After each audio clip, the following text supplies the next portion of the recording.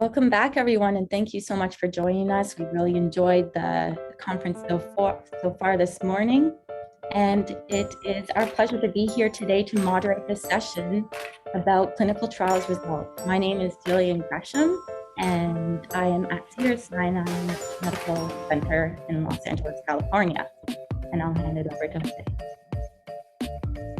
Morning, everybody. Good morning, everybody. My name is Jose Trevino, and along with Dr. Gresham, we will be moderating the clinical trial results session. It's our pleasure to be here to moderate this session, and a couple of housekeeping notes for the speakers as well as the people in the session. The talks are being recorded and will be available approximately 5 business days after the conclusion of the conference. All links to this session over the next 3 days can be found on our event portal, WOVA, and I hope everybody's downloaded that application into their phone or their computer source. During the sessions, please ask questions in the Q&A box, for which we will be able to then resonate those questions to the speaker, and then subsequently they will be answered. We have enabled a chat function for you to engage with attendees and share your comments during this meeting.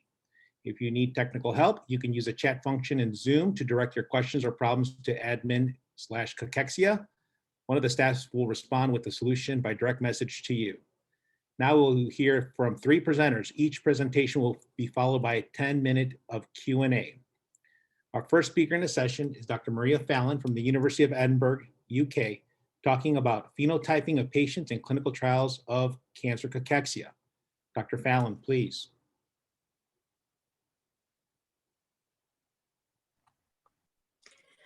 Could I have the first slide, please?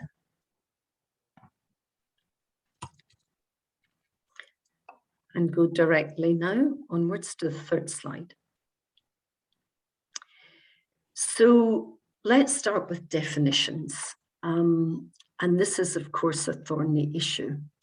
But clinically, it's crucially important. We need a common, understandable language. And what do we mean in the clinic by cancer cachexia?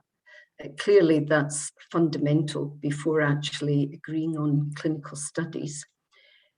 Does a common language actually exist in clinical practice on some level? And when we're discussing with critically our colleagues and other professionals in oncology, what sort of understanding is there between us of the existing definitions? Next slide, please. So first of all, I want to point out that it goes without saying that there are a number of causes of weight loss in patients with cancer. So when I speak with my clinical colleagues, if they say this patient has weight loss, they're not saying to me this patient has necessarily cachexia, that has the triad that's driven from a metabolic state with muscle breakdown, reduced physical functioning, etc., etc. They can be talking about one of a number of causes. So while there may be metabolic changes, there may be any of these symptoms present. And of course, these problems, depression, pain, bowel upset, all of these problems can coexist with the classical cachexia that we think of that's associated with metabolic derangement, inflammation, etc. Next slide, please.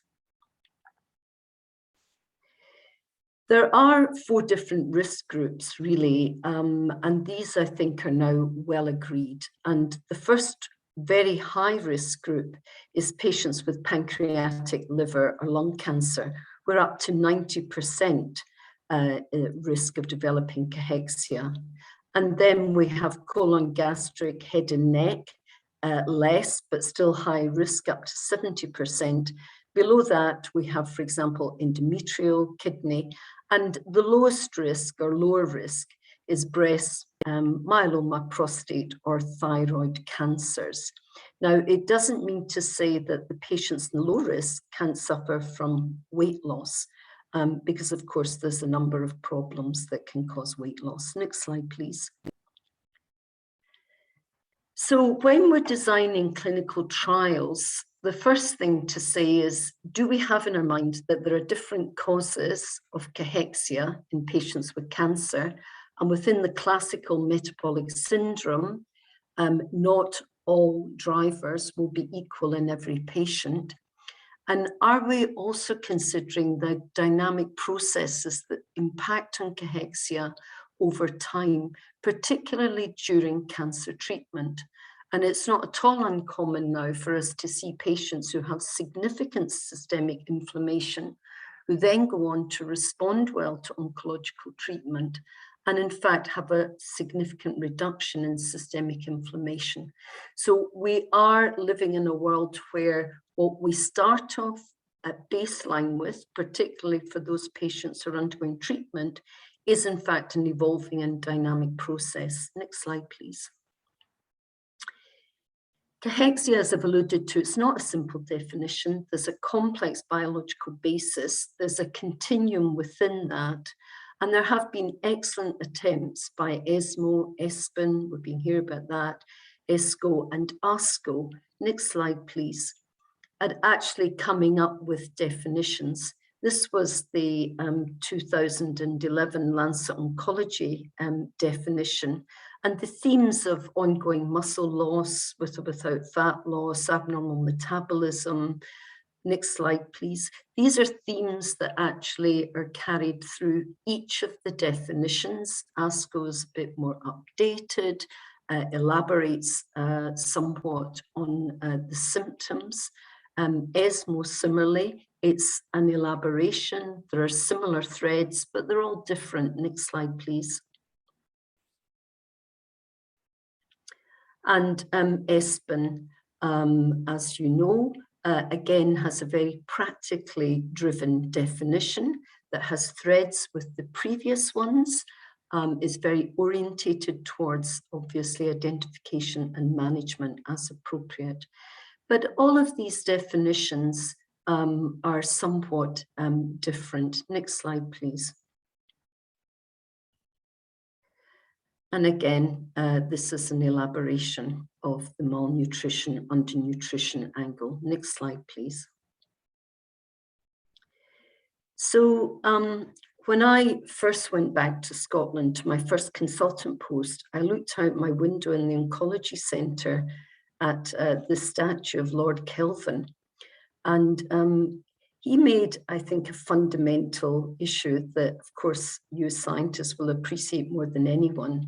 But when you can measure what you're speaking about and express it in numbers, you know something about it. But when you can't express it in numbers, your knowledge is of a meager and unsatisfactory kind.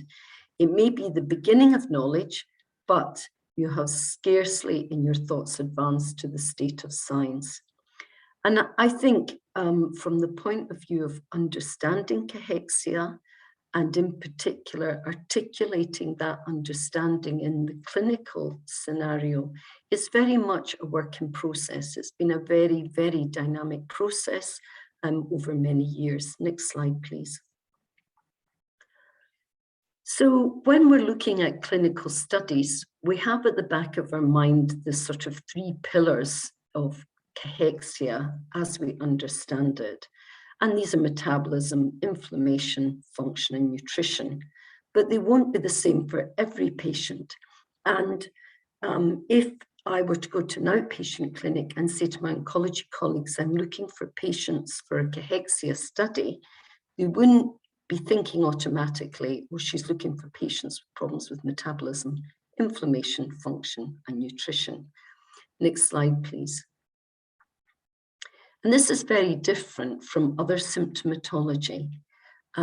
It's much, much easier with other symptoms to communicate with our colleagues, to communicate with patients about what the problem is.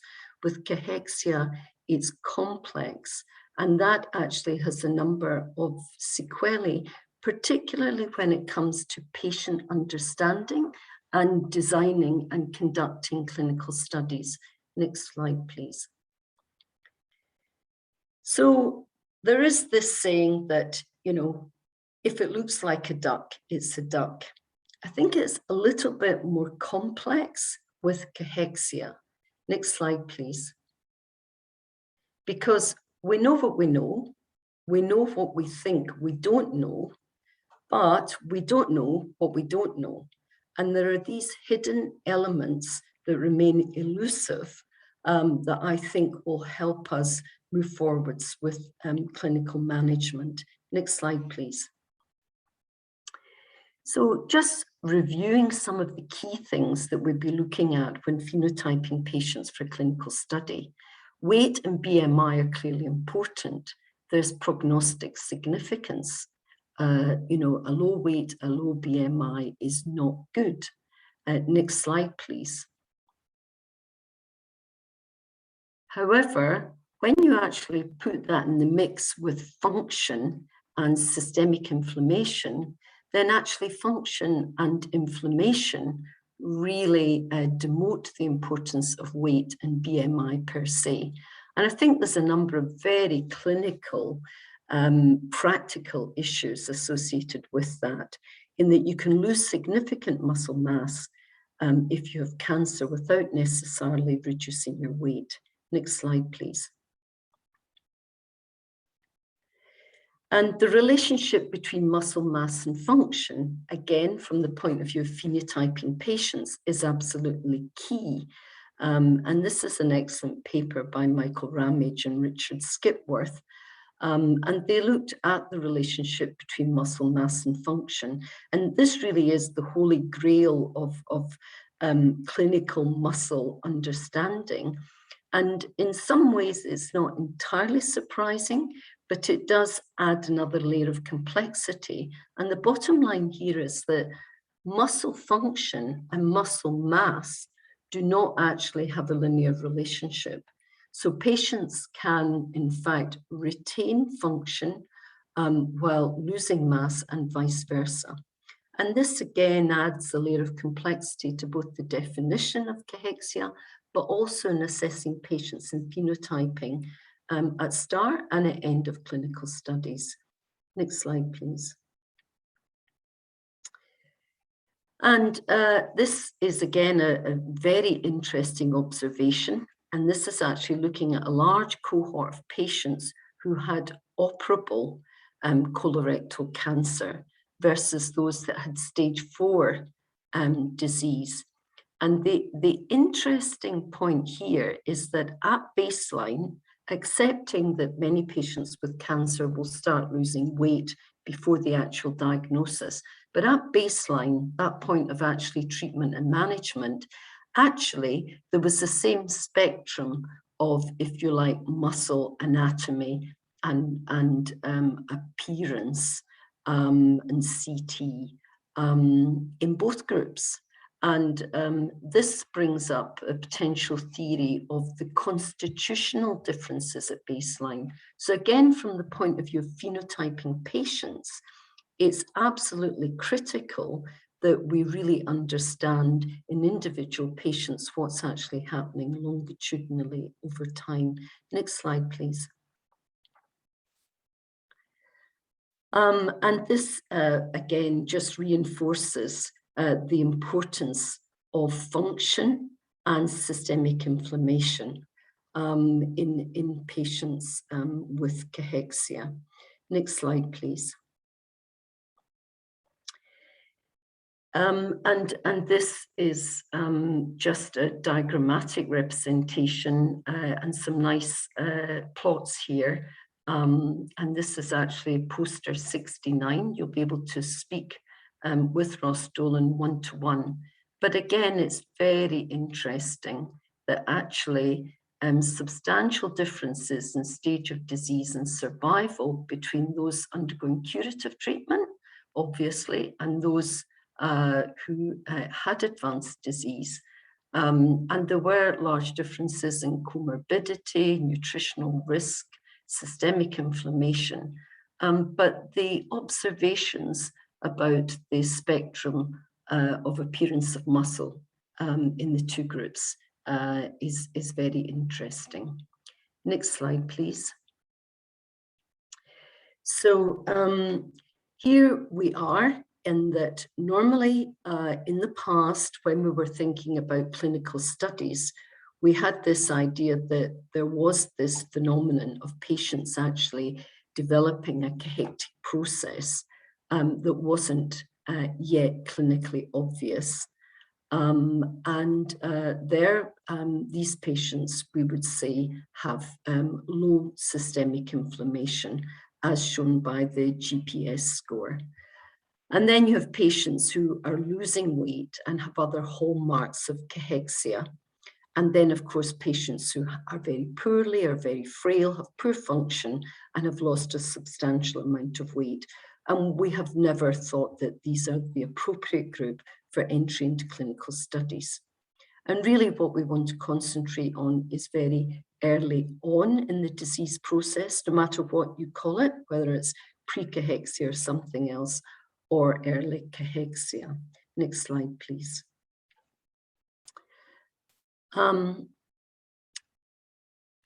Next slide, please. So I just want to talk you through some of the recent work in inflammation. And this is a very interesting paper coming from Switzerland, where they actually looked at the association of baseline inflammation with effectiveness of nutritional support among patients with disease-related malnutrition. There was a clear association between systemic inflammation, very significant systemic inflammation, and poorer outcomes. It was a randomized controlled trial. Next slide, please. And then the interesting thing was there was a secondary analysis of patients admitted to hospital within this cohort who were randomized to either nutritional support or best standard care, normal management, and concentrating on the patients with cancer. So it was a subgroup secondary analysis. And what became very clear with this group is that patients with very severe systemic inflammation, actually greater than 100, I suppose it's no surprise they didn't do at all well with nutritional support, didn't make any difference. But those with moderate inflammation, they did much better than in fact those that didn't have inflammation at all. And this is a really interesting paradigm. And again, it's pointing towards this increasing importance of systemic inflammation, hypermetabolism, use of nutrition, muscle breakdown, etc. Next slide, please.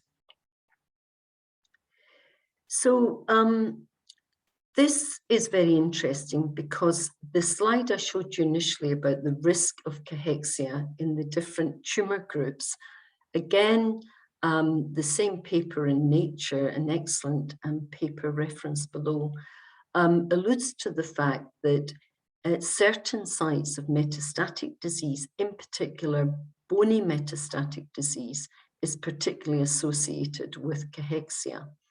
And bony metastatic pain is actually one of the commonest causes of uncontrolled cancer pain.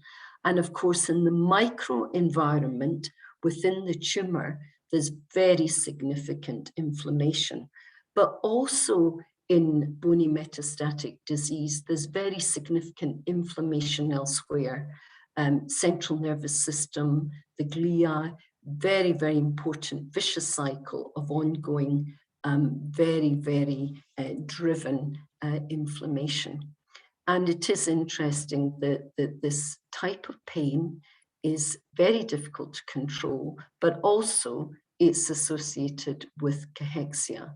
And I think there is emerging evidence that it's not the pain per se that's reducing appetite and causing cachexia, but more this driven systemic inflammation. Next slide, please. So if I could just tell you something personally, I wasted, I think, 20 years of research time and 20 years of patients' time, which is more important. actually doing translational work in metastatic bone pain based on animal models of solitary tumor. That's what we had at the time when we started. And none of the very exciting work in the preclinical situation has been translated to the clinic. And these animal models clearly were not reflective of the clinical scenario of the patient. And what I would say is in Cachexia, to bring studies to our clinic and to be, if you like, congruent with the phenotypes of our patients, we need to think of them representing the clinical scenario. And that's two things. One is metastatic disease, and the other thing is exposure to chemotherapy, either in the past or present, because we do know that's a driver of cachexia as well. Next slide, please. Next slide, please. Just to mention, before I actually just finish by focusing on what we should collect in clinical studies, the brain is clearly key in regulating anorexia as both a sensor and amplifier of inflammation. But I think the true impact of the brain on cachexia remains really elusive.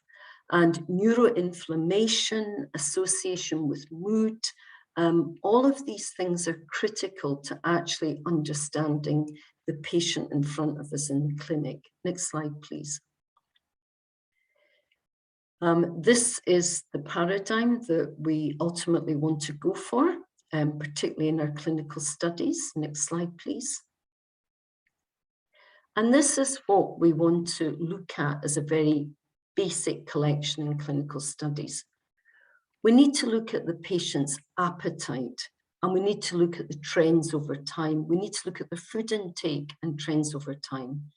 Muscle mass and separately muscle strength. And there's ongoing challenging discussions about how best to do that. But clearly, from the point of view of muscle mass and fat mass, the whole area of CT imaging has brought that field on very significantly. Muscle strength remains a tricky point and one for discussion. Physical functioning, the patient's report of physical functioning, but also perhaps actigraphy gives us quality of sleep as well. And then, of course, health-related quality of life, including psychosocial functioning. In some ways, this might be the most important measure because it's such a complex phenomenon that at patient level, it can actually be translated to one global, if you like, series of problems that actually make up the core of quality of life. Depression, anxiety, presence and severity of other symptoms is key. Body weight and BMI and the trend in this. Comorbidities is absolutely crucial. It's elderly patients generally who get cancer, and elderly suffer from sarcopenia of old age as well. Impact of drugs such as opioids.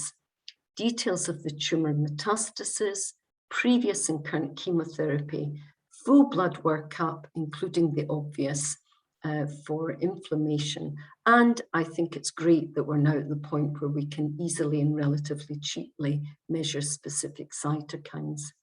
I think the main point I want to make about this is that it's a dynamic process. Being a patient with cachexia, it can't be measured at one time point, and that's representative of the patient journey.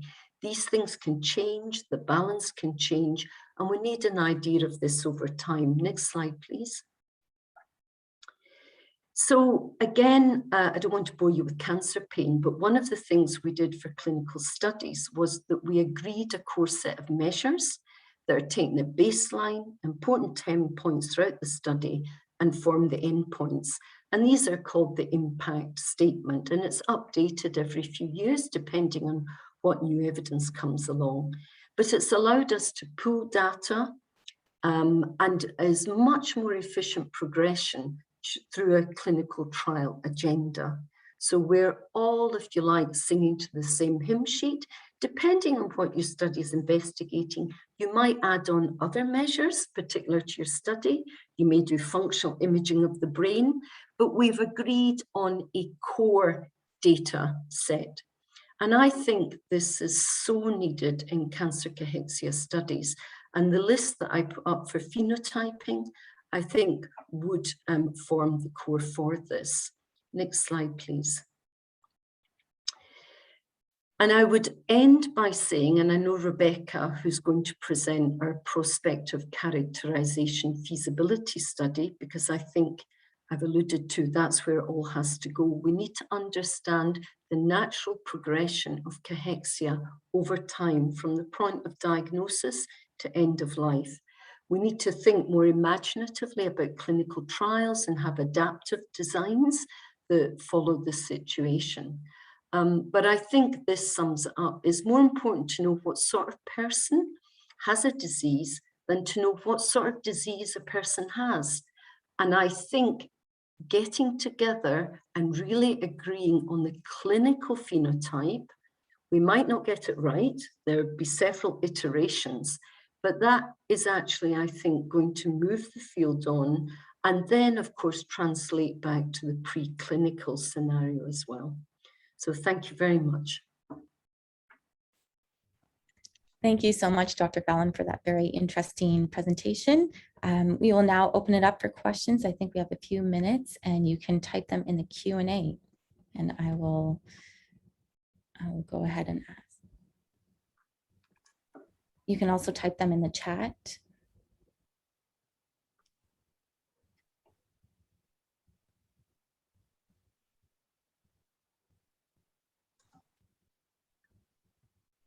So Gilliam, I have a question, if you don't mind me start kind of opening this up. That would be Our great. session. Yeah. So Dr. Fallon, that was a great talk. I mean, I was as a clinician who sees this every day in the clinics and studies this in the lab. I really applaud the idea that I think that most people who study this disease process understand this is a spectrum. And it's a spectrum disease from start to end. And it's interesting, if you wouldn't mind commenting a little bit about the idea of how different cancers might progress differently. And you mentioned a couple in the beginning, at least several in the beginning, and how they progress and how you feel that might affect that idea of spectrum, and how we should kind of involve that in our research studies, as opposed to that one time point, or looking at that one idea that it's one cancer at one time. So if you would comment on that, I'd really appreciate it. Yeah, and I think that's really interesting, Jose. So if you take pancreatic cancer, for example, it's a huge focus of interest in cachexia. But actually, going back to my point, that it's even more complex because cachexia is often associated with a cluster of other tumor-driven symptoms. We see that one of our greatest challenges with pancreatic cancer is pain control. And we've done some work looking at symptom clusters. And there's absolutely no doubt where you have a patient with systemic inflammation, as is often the case in pancreatic cancer, you get this dreadful scenario of not only do you have problems such as cachexia, but you're actually more susceptible to problems like uncontrolled pain. Clearly, the anatomical position of a pancreatic cancer close to nerve plexus obviously is a factor as well. And I think that's something that we have to remember. It's not one factor that together makes misery for a patient. It's a combination of factors. And it is interesting, for example, in breast cancer, we classically don't see a lot of cachexia. However, we do actually see some, and we do see problems with muscle weakness and function. And it's probably teasing out the different components that are contributing to the different cancers. So for example, one of the theories in breast cancer is clearly what role chemotherapy has played, either early adjuvant chemotherapy or palliative chemotherapy. From the point of view of muscle involvement. So it's really complex. And I think that's why There's no easy way around this, but a really detailed prospective characterization, thinking of all the different elements, the tumor, the treatment, the constitution of the patient, the other systemic factors going on, actually understanding these for each of the tumors over time, I think is key. Thank you so much. And we actually just got a few more questions now in the chat box, so we'll try to get through some of them. The first question from Marcus Gonsalves: thank you for the great presentation. Do you think we will ultimately move away from the concept of cachexia spectrum and discover subtypes of cachexia? I think that's a great question. I think with time, we're going to understand more, as Jose was alluding to, in relation to individual patients. You know, so when we're talking about other symptoms, we would, and I'm communicating with another clinician, I would never say, this patient has pain and therefore this is what I've done. I would say this patient has pain, has the following characteristics. The evidence shows that this might be the best management. First line strategy is as follows. This is what I've done. This is why I've done it. With cachexia, there's no such logical progression at present. And I do think we'll move onwards to a greater understanding in individual patients. And we'll have much more, as we call these days, precision medicine. That's really the holy grail, isn't it, in cachexia? Thank you. And from Dr. Guttridge, great talk. When you measure pain, do you know, or do we know if pain occurs as a result of weight loss or muscle loss, or independently, and how should it be managed in cachexia patients? Great point, Dennis. Normally, the pain is not due to muscle loss or weakness as such. It's normally independent. So in a patient, for example, with pancreatic cancer, we would be very aggressive about trying to manage the pain.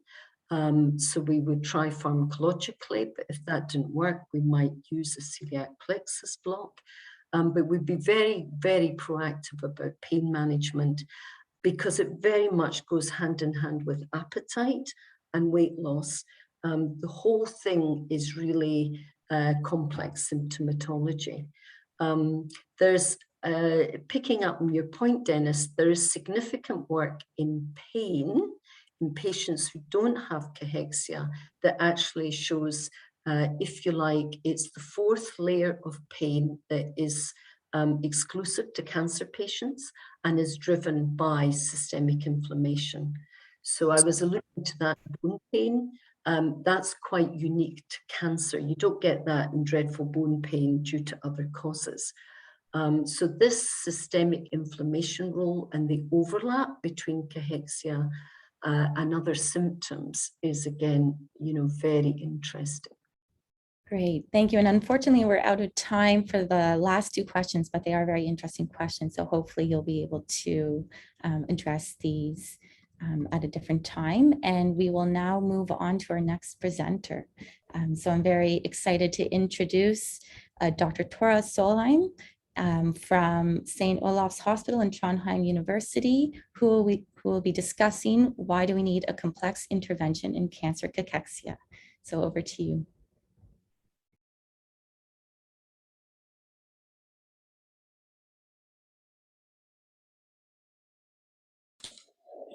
Thank you. See? There you go. Thank you very much for the kind invitation. I'm very happy to be here today to discuss one of my favorite questions. Why do we need a complex intervention in cancer cachexia? These are my conflicts of interest. Before we discuss why we need a multimodal or complex intervention, I think we need to agree upon what that is. To me, it's an intervention including two or more modalities. These could be pharmacological, nutritional, they could include exercise, psychological intervention, or educational. And to me, there are three main answers for why we need a complex intervention. Primarily, there are many conditions that contribute to the phenotype we perceive as cachexia. Secondly, the pathophysiology of cachexia is complex. Third, it's our basic physiology. Sufficient nutrition and exercise is necessary to build muscle and improve physical performance.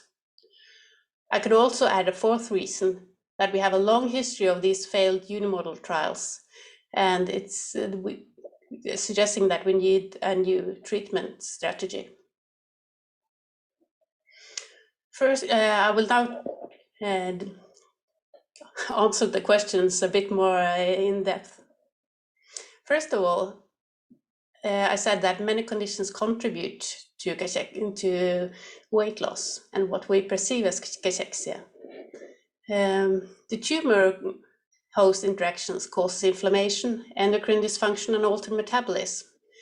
And this could cause the weight loss. But also you could have the growth of tumor causing pain, or gastrointestinal obstruction causing nutritional impact symptoms, making the patients unable to eat.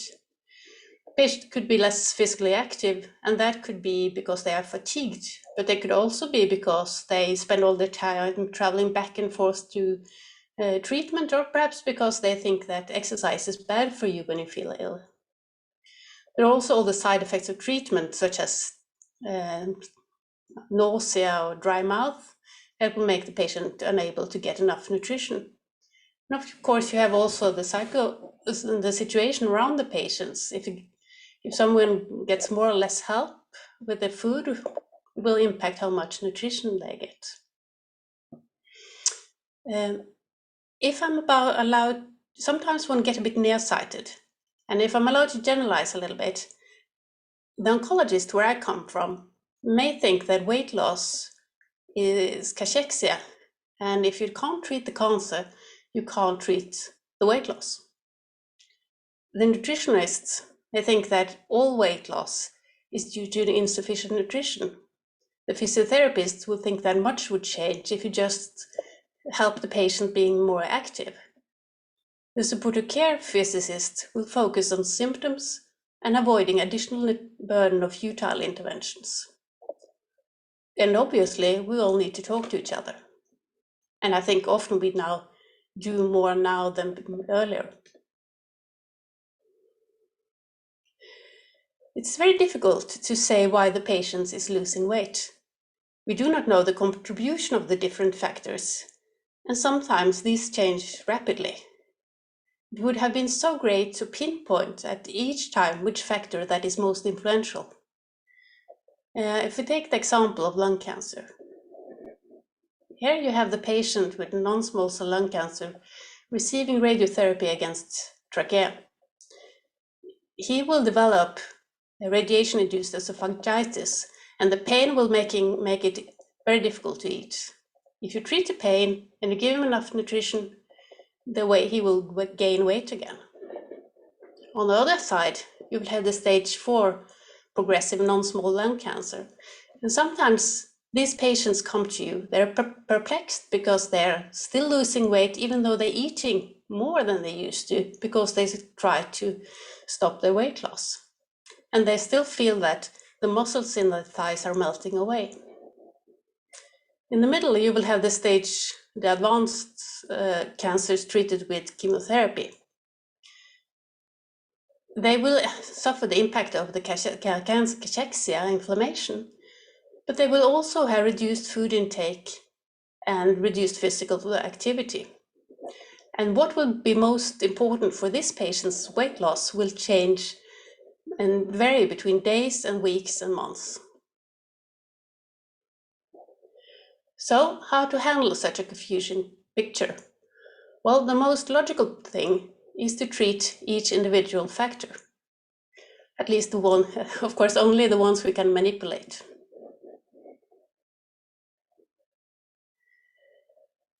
A second answer to the question why we need a complex intervention is that the pathophysiology of cachexia is complex.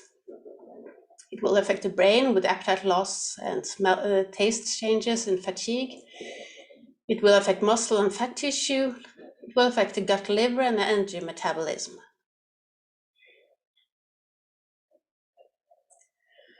And we're learning more of the cachexia pathophysiology, and this is Very exciting, but it does not make it in the clinical world much easier. This figure shows how factors from the tumor microenvironment affect multiple distant organs. The fats, the liver and brain contributing to muscle atrophy. And in the clinics, we sometimes see that patients have different clinical phenotypes. Some have early satiety, some taste and smell changes, and some lose muscle in a terrible rate. And is there one factor setting off this cascade, and does it then affect people differently? Or are there several and perhaps simultaneous factors? Do we find one treatment for all, or will we end up treating the different end organs? What should then be our pharmacological strategy? This is a bit old example from muscle. And for me, coming from oncology, we see that many cancers often have multiple mechanisms for surviving and growing. And this may change over time and in response to treatment. And this may also be the case for Cachexia pathophysiology. In cancer treatment, we see that multiple factors within cancer cells themselves and also in the tumor microenvironment contribute to how well a drug works. These factors may differ from patient to patient and even among tumors in a single patient. That is why combining treatments that have different mechanisms might be more effective and reduce the chance of drug resistance. How this will turn out in cancer cachexia management, I do not know, and perhaps and hopefully we will learn more about this later on the conference. The third reason for treating patients with multimodal intervention is the basic physiology. For all humans, sufficient nutrition and exercise is necessary to build muscle and improve physical performance. If energy resources are depleted, they must be rebuilt, and muscle needs stimuli to grow and function. But obviously, all patients can't be treated the same way. A fit patient with long expected survival will be needed to be treated quite differently than a frail patient with a short expected survival. So this was a short background for the multimodal interventions, but what is the evidence? Well, as you probably all know, it's not very much.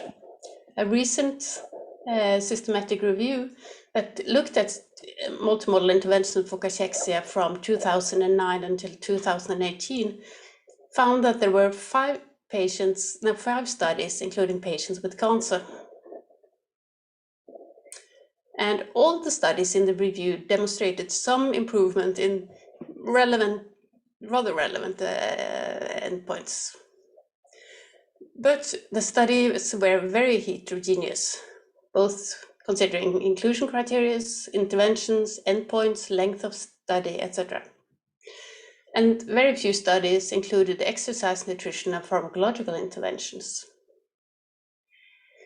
For cancer, there were only 1 study including all these 3 elements, and the main take-home message echoed what we experienced in the clinical when we included patients in this trial.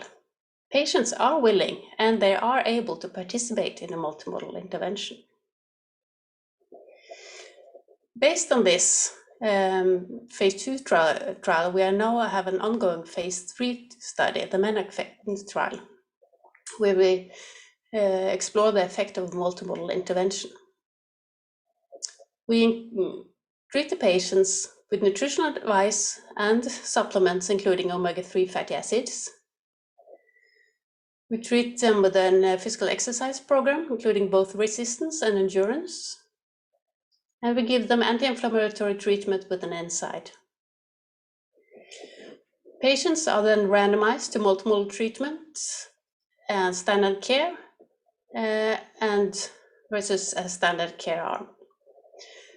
After 6 weeks, we have the endpoint, and patients in the standard care arm are allowed to get the multimodal treatment.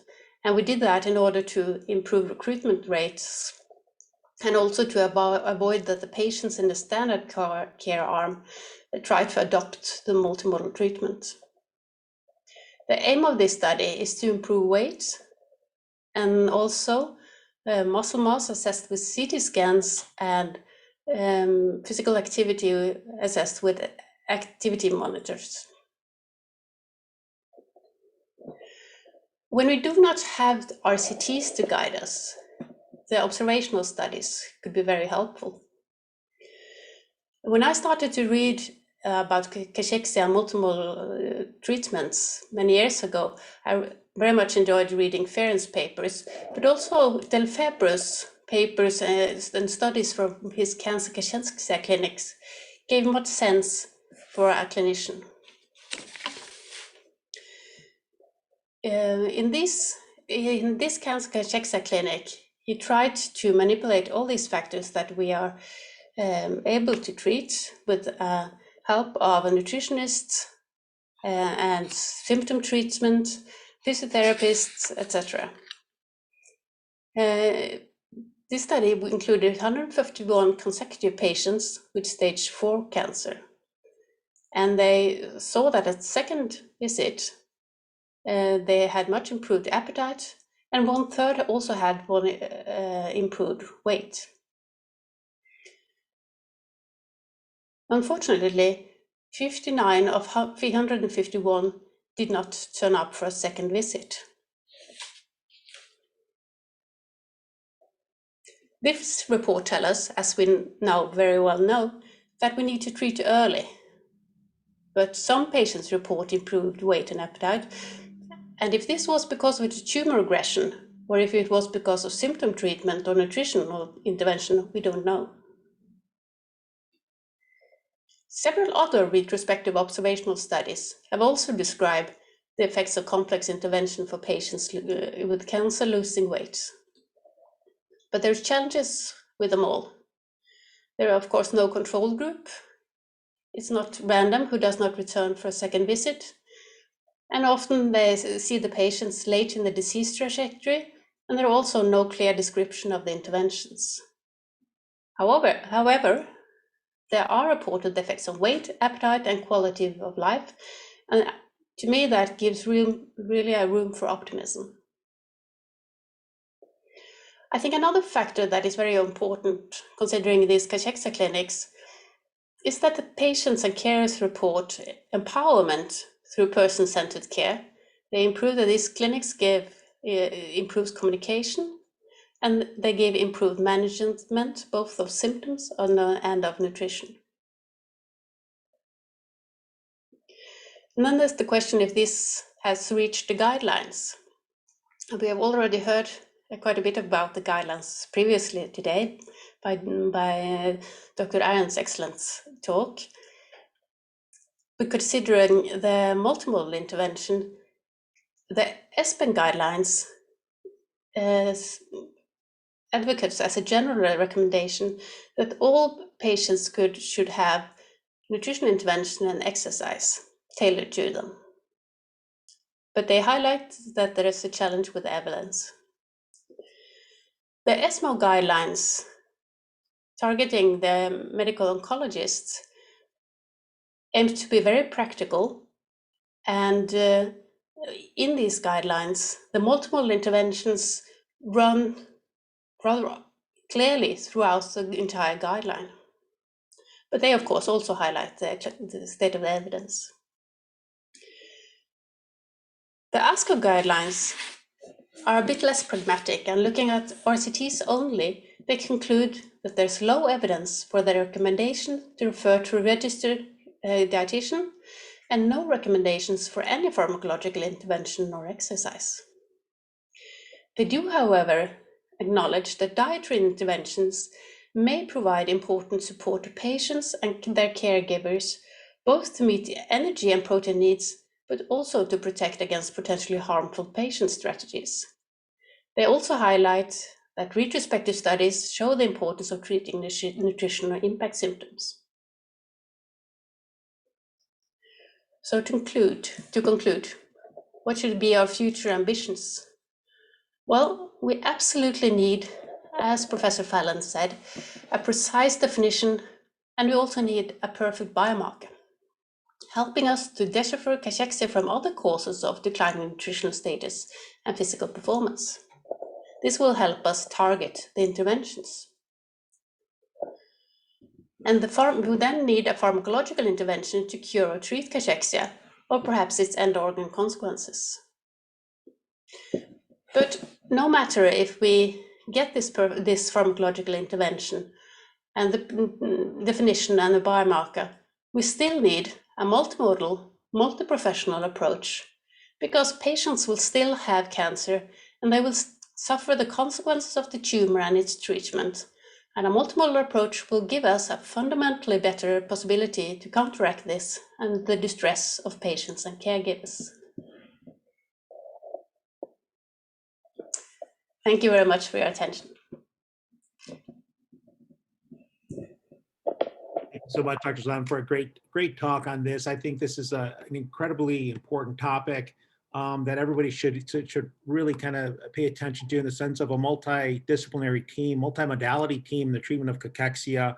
I'll go ahead and start us off with I think it was a great question that kind of goes along with the prior questions and the prior talk, in the sense that while you're dealing with nutrition and you're dealing with hopefully physical therapists and pharmacists and people that really deal with cachexia as a treatment, or at least as a disease process in cancer patients, have you thought about the idea of I don't know if you mentioned this or not, psychology, and having people really get the psychological assessment and support? And the reason I say that is as we're seeing, and has been already alluded to, the nervous system is going to have an effect. The brain, nerves in general, can have an effect on cachexia. And I think that it's going to be an area of study in the near future as we start to focus more and more on the different systems that are affected by this or vice versa. So could you comment on that?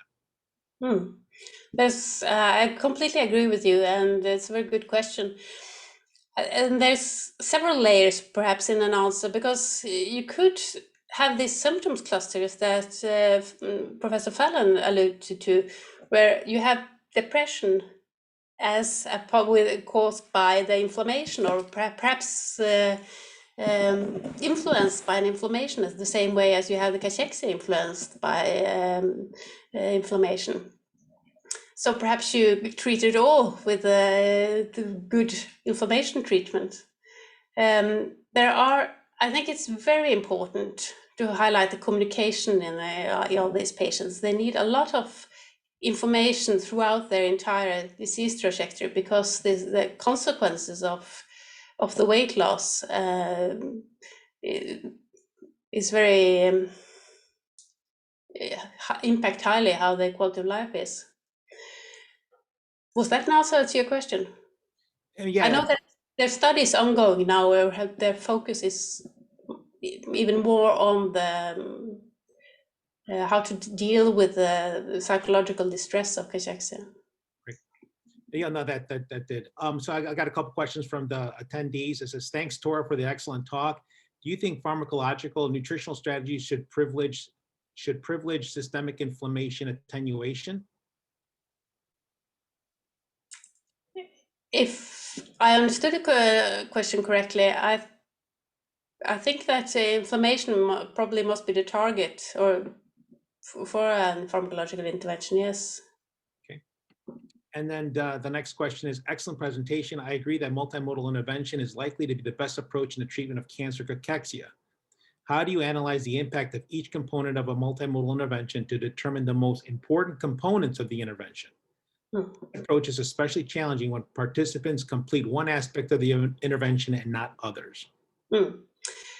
That will be an inherent problem with this such a multimodal intervention. And we did have some challenges getting it funded in the beginning, because I got a rejection first, because the founders found it so difficult that I couldn't say that one aspect were more important than the other. I think this is the first.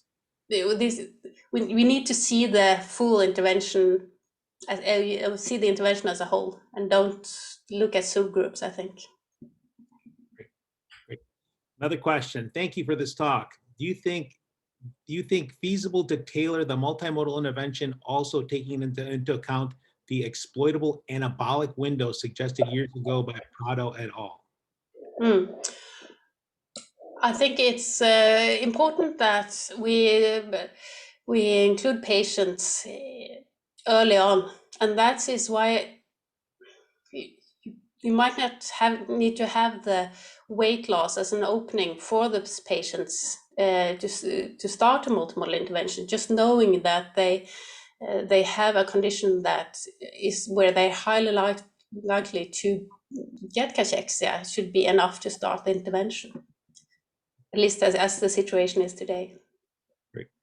And I have to ask this question. I mean, I'll wait for someone else to kind of put something in. I'll stop myself if they do, but I have to ask this question. So in this country, things are a little bit different. You know, as we start to think about how we bring in these multimodalities into the clinic, who pays for them in your country? And is it something that is part of a universal package on patients that are receiving cancer treatment? I know here it's a little bit more difficult. The ability to pay might be difficult for some patients opposed to others. So how does that work there? Well, in Norway, it's free healthcare. So, and also UK, which includes a lot of the patients. But when this trial was designed, the MANAC trial was designed, it was very important to have an intervention that could be easily and rather with rather a few economical means be applicable or being able to be introduced in the clinics.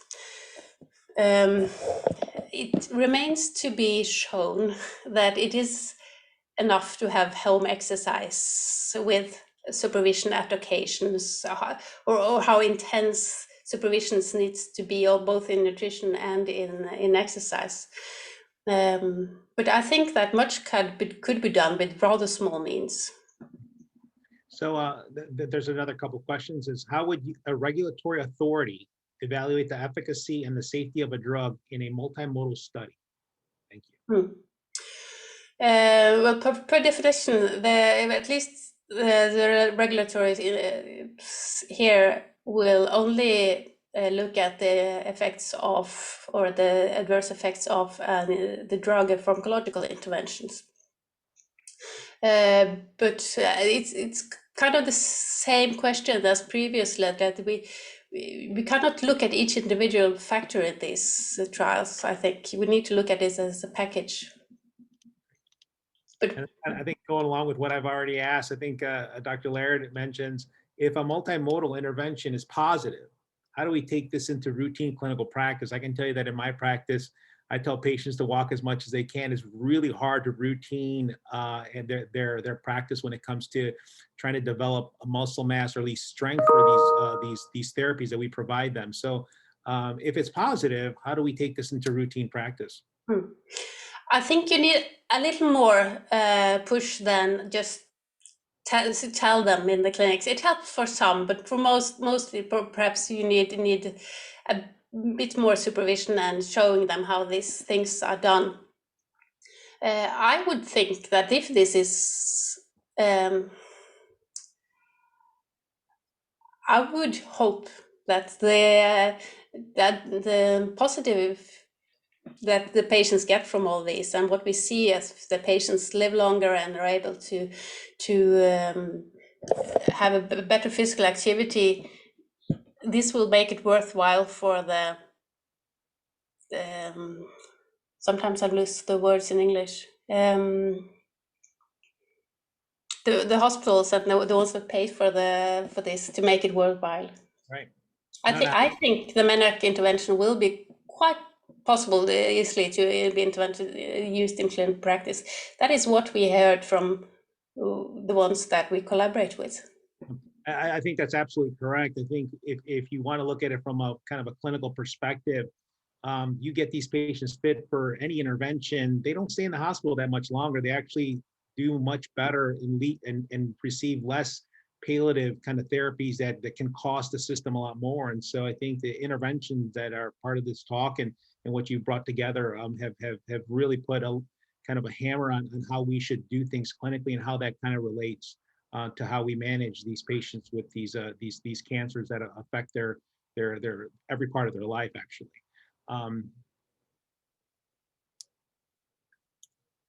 think we are getting to the point of the next speaker. If there are no longer any questions, we will move on. Well, thank you again, Dr. Solem, for a great talk on how this kind of affects our clinical practice. Unfortunately, our next speaker could not be here with us today, but he has kindly recorded his presentation for us to see. I think that if the panel or the attendees still have questions, please put them in the Q&A box, and we will email them to the speaker, and he will kindly respond and get those later. Also, if you feel that the previous couple of talks brought up some great ideas or great questions, and you want to put them into our chat box, please do so. We will forward them to the speakers, for which they will have a live address. I'm pleased to introduce Dr. Stein Kassa, MD, PhD from the University of Oslo, Norway, talking about cancer cachexia classification anno 2022, a common system for research and clinical practice. Take it away, Dr. Kassa.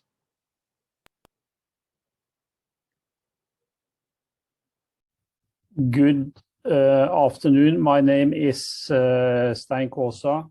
I am the leader of the European Palliative Care Research Center. I am oncologist and specialist in palliative medicine. Thanks a lot for inviting me to this exciting conference. So I will now share the screen with you first.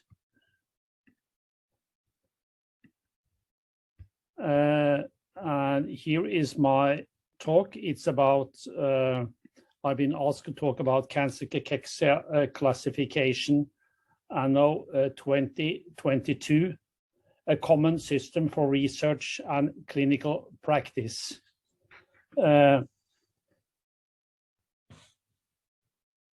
So I think there are some key issues related to this question.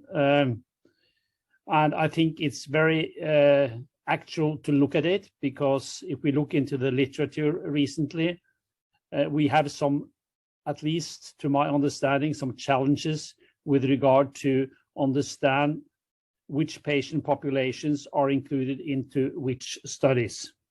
So I think it's one question we can ask is, first of all, do we need it? Do we need a common classification system? Do we need to apply it in research and clinical practice? My answer to that question is yes. Can we reach it in due time? Maybe. And step one is in my mind is to arrive, first of all, at a common vocabulary. Because when you read guidelines, when you read the classification systems which have been published so far, to me, we use different vocabularies. And secondly, the items in the models we are proposing are different. But first, some basic considerations about classification. So what is classification? Well, in my mind, it's the same as diagnosis in clinical medicine. It's a system or a process to order objectives, patients, animals, or cells, for example, into groups. Some others, either when you are reading the publications or when you are communicating clinically about patients, that we understand who are we talking about. There are quite a few classification systems around which we are using in daily clinical practice. One example is the various WHO systems. Another example is the ICD-11 system, which is now under revision. Another example in oncology care is the TNM system. Is it so that we can and want to apply identical systems within research and clinic? I think in the ideal situation, we should be able to do that. On the other hand, probably if you're going to classify cells in culture, or you are going to classify animals doing cachexia research, you probably need different systems and different variables. And the same calls for translational research when we are bringing new knowledge from the lab to the clinic. So I will primarily or only focus on clinical research and clinical issues in my talk now.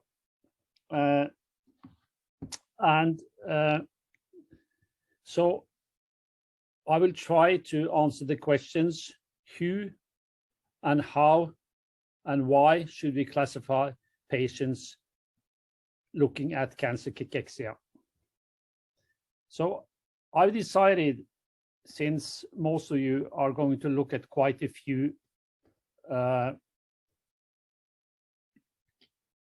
clinical, you're looking at many slides today. So I'm going to do my presentation without any more slides.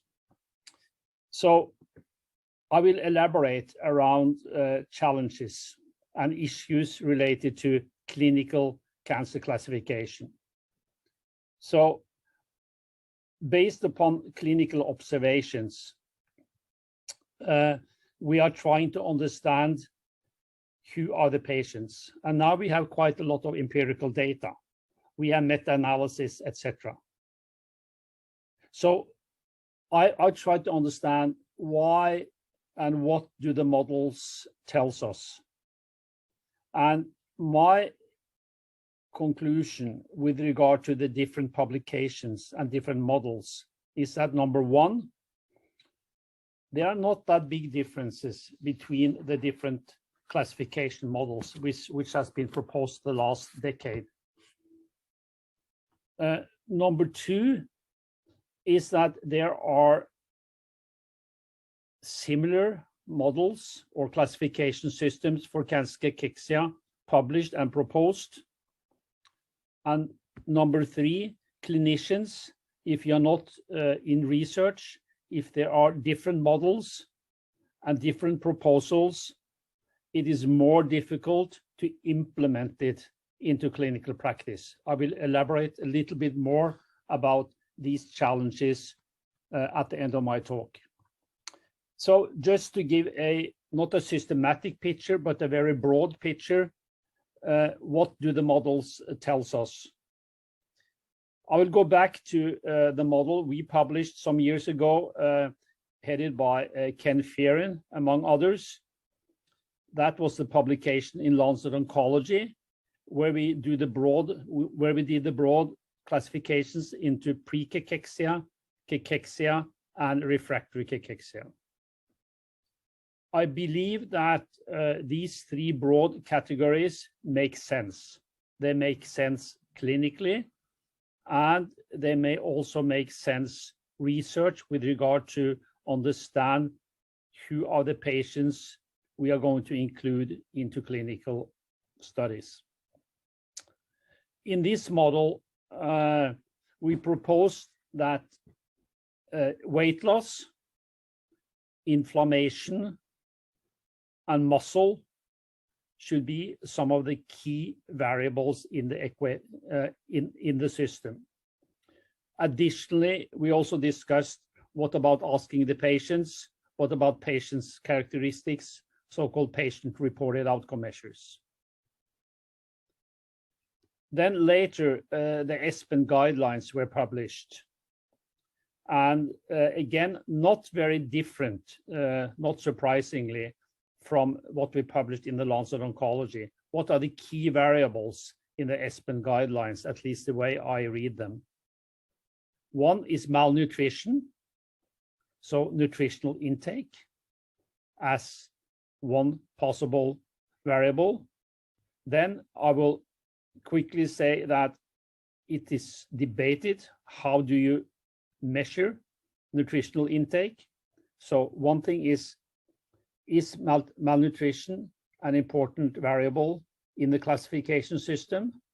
And then secondly, how do we measure it? So we need to at least do two things internationally, answer both these questions. Is malnutrition valid?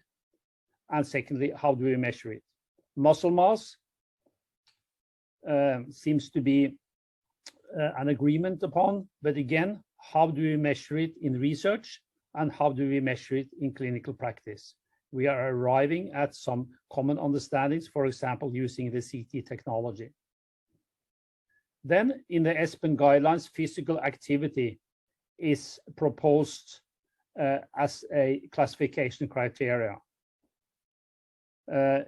Again, how are we going to measure physical activity if we're going to use it in a clinical and or research classification system? So it's not enough to say that we want to have physical activity as an important domain. We also need to agree upon how we are going to measure it. Then, fourthly, the catabolic or metabolic variables are important according to the ESPEN guidelines. And then the next step, if you're going to use it clinically, how are you going to use it? And thirdly, it is recommended to use it. Is it used in clinical practice? I will come back to that in a couple of minutes. Then we have a third among many other systems which have been proposed the last decade. That is the GLIM criteria, Global Leadership Initiative on Malnutrition. First of all, the GLIM publication is, in my mind, it gives insight and proposals for which variables should be included in a classification system.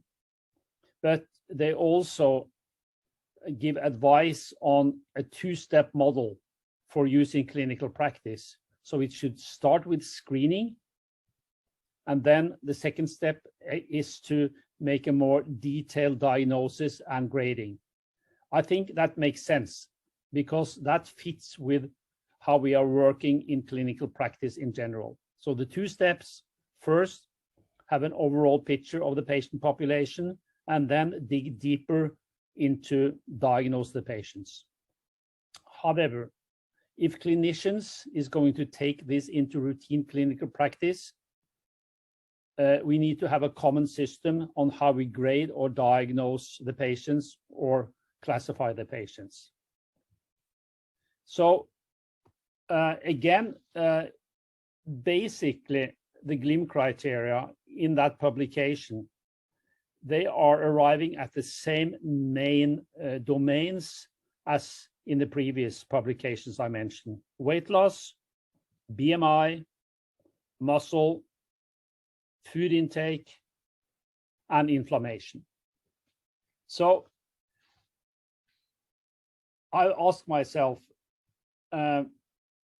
we have different proposals. There are different systems out there.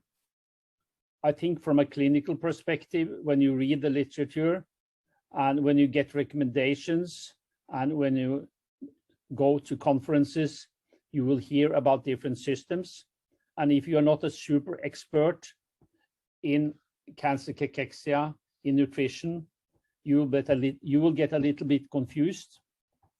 And as I already said, when you get different recommendations, it's much more difficult to implement it into clinical practice. It's the same as when we are talking to politicians about priorities. If politicians are getting different advice from experts, quite often they sit still. It's much more difficult to put a change into action. And I think this is, in my mind, common human behavior.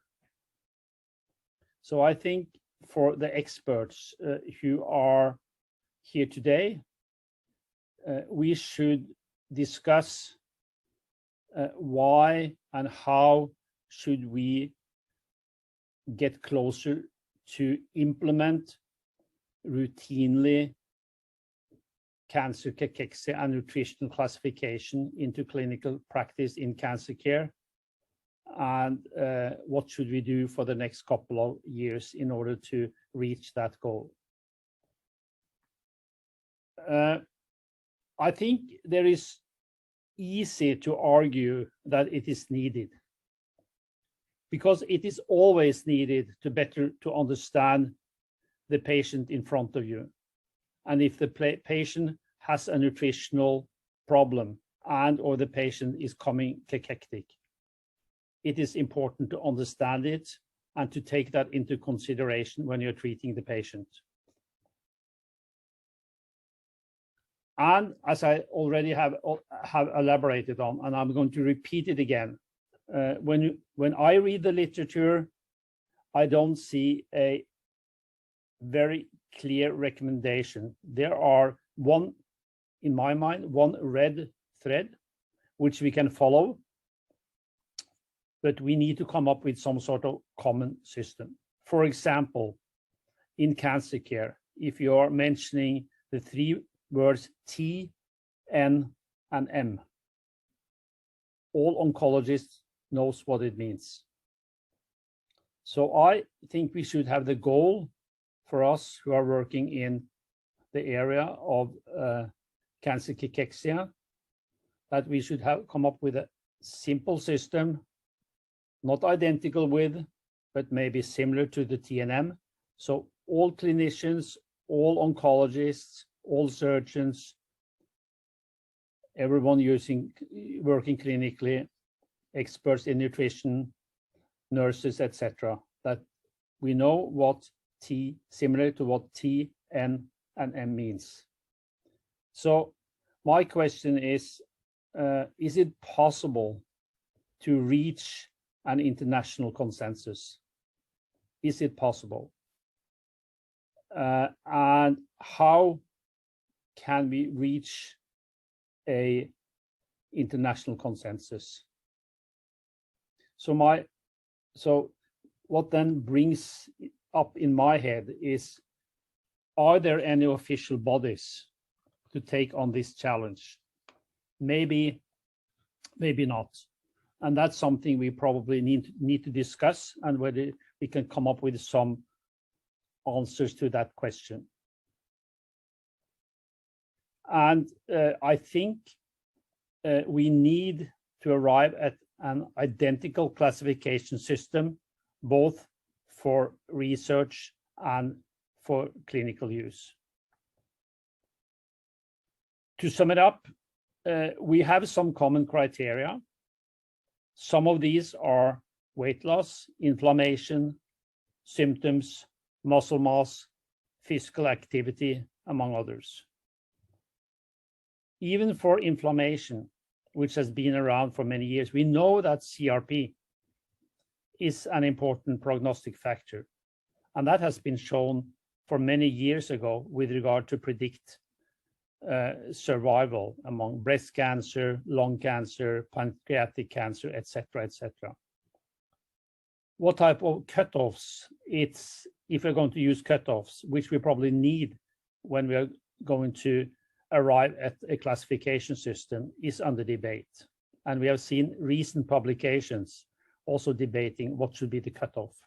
Is it 10, or is it 50, or is it 100? We have clear recommendations about structure in the GLIM system, which I think is promising. I'm coming back to one of my key questions. Is the systems we have today, are they applied clinically? And if I look around, I have not been that many places, but I've been talking to some people. Cachexia classification, to my knowledge, is not applied routinely in cancer clinical care.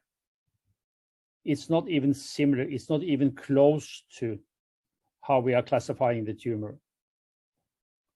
And we also know that information in the guidelines, we still need to improve how knowledge about how we are treating our patients. How do we, what type of anti-cachexia treatment are we recommending? We need more information. But we should at least implement the evidence we have.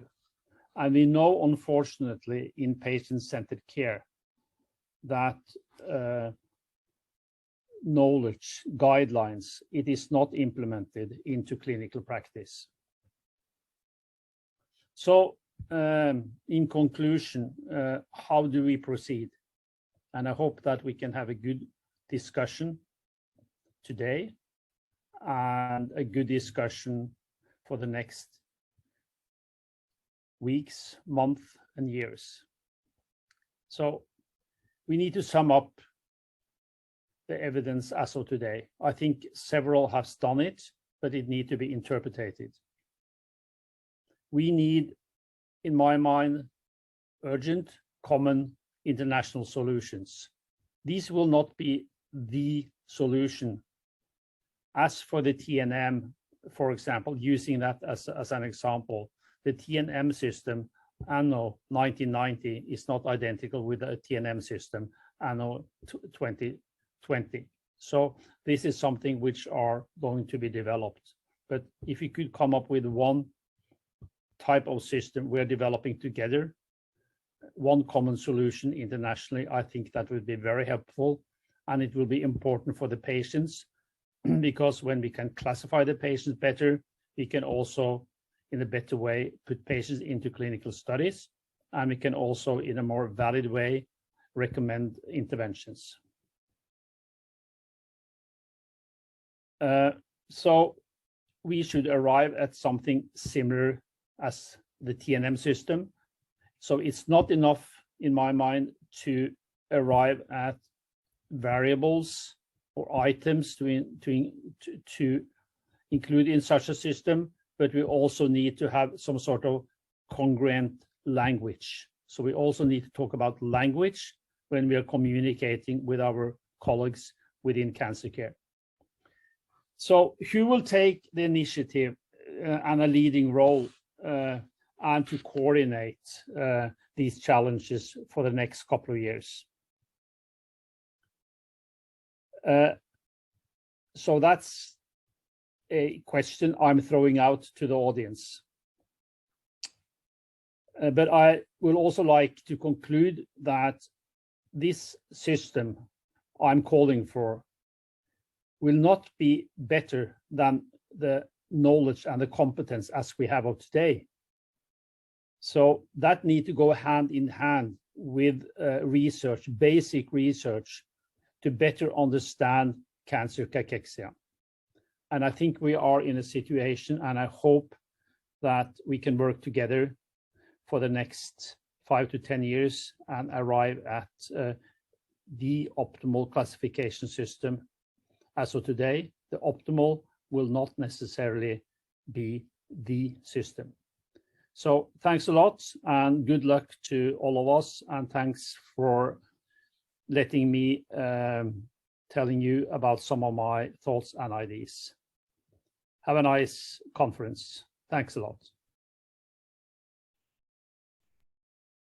Great, thank you. And very important points raised in Dr. Kasa's presentation. And we thank him again so much for his pre-recorded video presentation. As a reminder, while we will not have a live Q&A session, we do encourage you to type your questions in the Q&A chat, and we'll make sure to forward these so that Dr. Kasa can answer them at a later date. So thank you again for these excellent talks. The next part of the session, we will hear from speakers selected based on abstract submissions and have prepared short talks. The objective of these short talks is to provide an opportunity for researchers to share information on basic science and clinical practice that are new and unpublished. Each presenter will speak for 10 minutes, followed by a 5-minute Q&A period. Our first short talk speaker is Dr. Ishan Roy from Northwestern University, and his presentation is about 6-minute walk test improvement, but not grip strength correlates with gains in functional independence in cancer patients with cachexia. So looking forward to your talk. Thanks so much for the opportunity to talk to everyone today. So I am trained as a rehabilitation physician, so today the data I'll be presenting is largely work that I did as a fellow before becoming a faculty member. I have no specific disclosures, but some of this work was funded by a Catalyst grant from the hospital I work at. So as a rehab physician, my focus is on the intermediate mechanisms between cancer and morbidity and debility. And some of the classic diagnoses in my field have always been things like lymphedema, musculoskeletal complaints, pain, and the catch-all of deconditioning.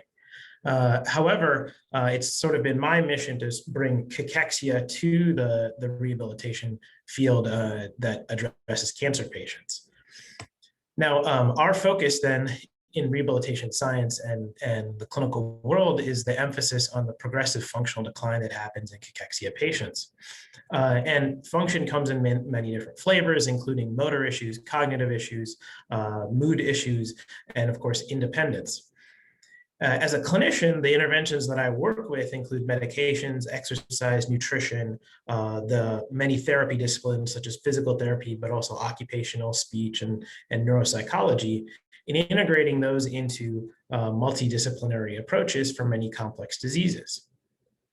Now, in terms of what we could be doing to improve cancer cachexia from a rehabilitation perspective, of course, the primary goal is to develop therapeutic strategies that specifically improve quality of life or function related to cachexia, and developing specifically multimodal approaches that integrate those treatments.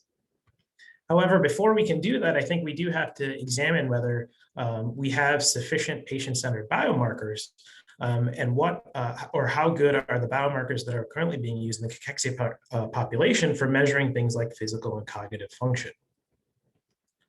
Now, if we look at the 21 active enrolling cancer cachexia clinical trials on clinicaltrials.gov and look at what are the function-specific outcomes being used, it's right now a diversity of outcome measures. Hand grip strength maintained is currently still the most popular, though, as we've already talked about at this conference, the use of sensors is now starting to emerge. Other things like stair climbing power and 6-minute walk tests are also being used. And so really my question is, how well do any of these tests measure or correlate with changes in actual physical function? In other words, improvement in activities of daily living. So it's important to probably pause and talk about what these things, separate things are. Strength is an ability to exert force against resistance. Physical activity is any bodily movement produced by skeletal muscles that requires energy. And physical function is the ability to perform activities of daily living. And really the question is, how well can measures of one of these act as proxy measures for the others, given that we have limited time with patients? And so I work in the inpatient rehabilitation setting, and I think that this might be an interesting opportunity for pilot studies of cancer functional outcomes. And at our specific inpatient rehabilitation facility in Chicago, we see a high volume of cancer patients who are admitted for significant functional decline. They require medical monitoring and treatment of many of their complex issues in parallel to their rehabilitation. We see a diversity of cancer patients, because of the rehab setting, it does skew towards some of the neurologic cancers, but nevertheless, pretty much every cancer type is well represented. And these patients get 3 to 4 hours of daily therapy, including physical, occupational, and speech therapy, but a few other disciplines as well. Now, the key thing with this setting is that we have skilled therapists who are collecting on a regular basis several different outcome measures, including the functional independence measure scale, which is the Medicare approved scale for inpatient rehabilitation facilities. It includes 13 motor focused items and 5 cognitive focused items. On a regular basis, our therapists also collect 6-minute walk test and grip strength. The other important thing to note is that in our patient population, a majority of our cancer patients do have cachexia, and that's true whether you use the weight-based thresholds or if you look at something like weight loss grading scale, where over 75% of our patients have a score of at least 1. And in terms of the systemic inflammatory milieu of these patients, the median neutrophil to lymphocyte ratio in this population is 6, and that is well a standard deviation over most patients with advanced cancer. So I, as a fellow, developed a retrospective database of these patients. We had about 250 patients from a couple years worth of data who had cancer. 181 of them had FIM scores, grip strength, and 6-minute walk test collected. And so if we ask, how well do any of these proxy measures, such as grip strength or 6-minute walk test, compare to motor or cognitive gains? That's what we see in this first chart. On the y-axis, grip strength, and on the x-axis, motor gains made during rehabilitation. The first thing to point out is that the vast majority of these patients are on the right side of the x-axis, meaning they're all making gains in function. And that's true across the entire weight loss grading scale. However, if we actually look at the linear association between grip strength and motor gains, that there's only a significant association in those patients who have a score of 0. By comparison, if we look at 6-minute walk test, now we see significant associations across the weight loss grading scale spectrum with a trend at a score of 2, but significance at all the other scores. Now, another way that we have taken upon looking at potential muscle wasting in our population is first the chronic weight loss thresholds that are standard for cachexia, but also those patients who have absolute low serum levels of creatinine or albumin. And in all 3 of those groups, we see a significant and moderate association between changes in 6-minute walk test and motor gains, but we do not see that same association in grip strength changes. Now, what about cognitive changes? Here, the story is a little more mixed. We see a significant association specifically between 6-minute walk changes and in the chronic weight loss group and cognitive changes, but we don't necessarily see that in some of the other markers. And then again, there's no significant associations with grip strength. A secondary way of looking at independence would be what happens to these patients after they leave inpatient rehabilitation. Certainly, if they don't go home, that would be a bad outcome. And so some of these patients do have to return to acute care. Some of them discharged to skilled nursing facilities. And then, of course, we looked at mortality. And in each of those cases, there's an inverse correlation between gains in 6-minute walk test and those outcomes, or at least a trend towards that.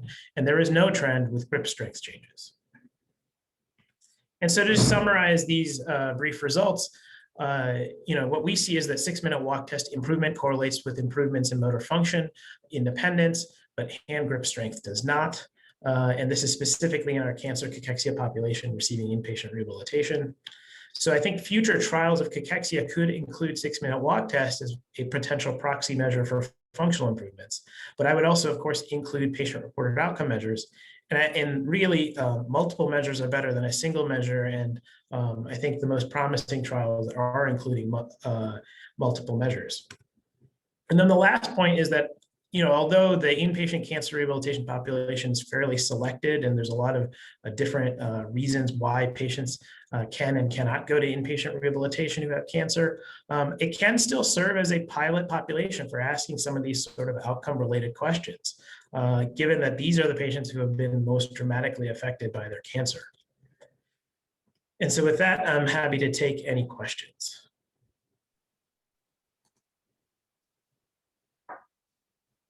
Great.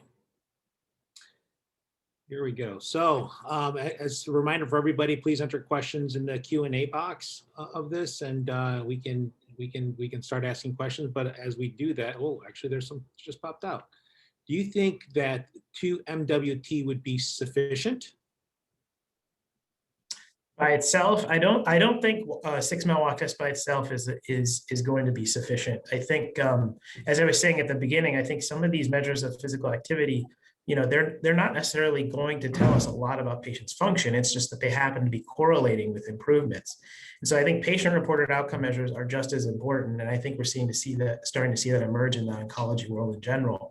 But I do think that hand grip strength, in particular, doesn't seem to be as great of a measure of functional issues compared to perhaps mortality, which is what it's more typically associated with in the literature. You talk about a lot of great kind of measures for these outcomes in terms of the patients with cancer and cachexia. grip strength, as you mentioned, 6 Mile Walk, and things that work and don't work as well. Have you tried to correlate some of that with therapeutics in the sense of chemotherapy? I know there's a lot of work out there looking at how chemotherapy somewhat affect these patients' ability to do this. And also, have you also looked at the radiographic components as a correlate as well, looking at muscle integrity, et cetera? Yeah, so the radiographic question is really important. And I know that last year, Bill Evans presented some data that maybe radiographic changes are not as good at predicting functional outcomes compared to, for example, D3 creatinine. In terms of the therapy aspect of this, I am in a collaboration with the lymphoma group at Northwestern at their cancer center. And we're looking specifically, for example, at outcomes after CAR T therapy and how cachexia manipulates that and what sort of proxy measures for function we could be using in that population. So that's ongoing. That's outstanding. So I got a question from Dr. Zimmers. Very interesting presentation, Dr. Roy. I'm not familiar with inpatient rehabilitation. In what context is this prescribed, and is it relatively standardized across conditions and medical centers? The answer to that is no. And I am in a unique situation. Inpatient rehabilitation is a very difficult resource to distribute at a mass scale. And unfortunately, payers largely dictate who gets inpatient rehabilitation. And Medicare has made a stipulation on those of us who run inpatient facilities that it has to be largely in neurologic diagnoses. Not all insurers are that way, but it makes it much more difficult to bring this as a resource to the broader cancer population.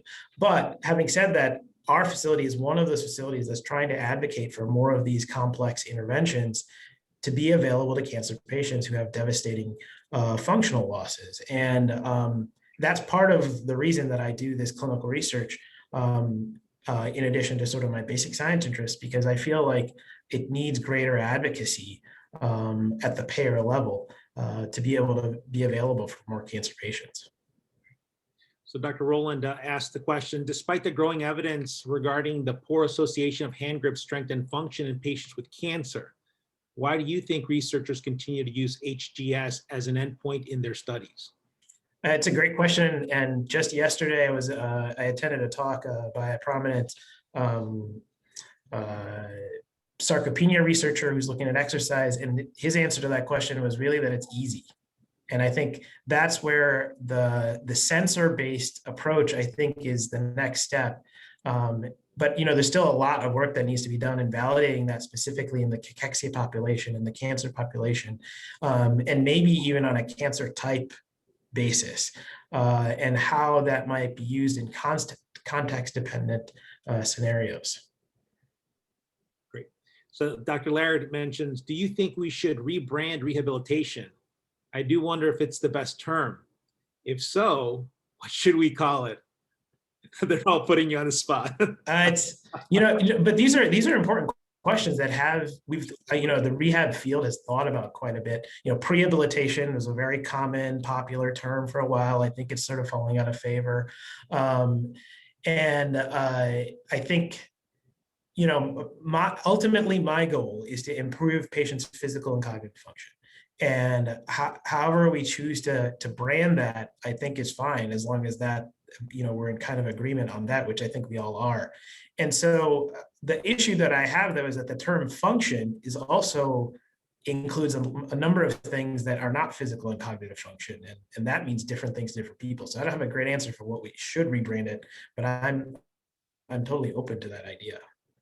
Dr. Laird mentions optimization, well-being, as possible terms. What do you think about that?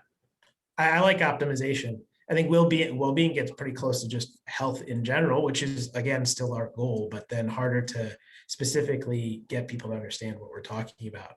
And I will also say that rehabilitation is not just exercise. It's more intended to be goal-directed in terms of what are the functional issues that patients are having. So even exercise itself is not necessarily a great synonym for rehab.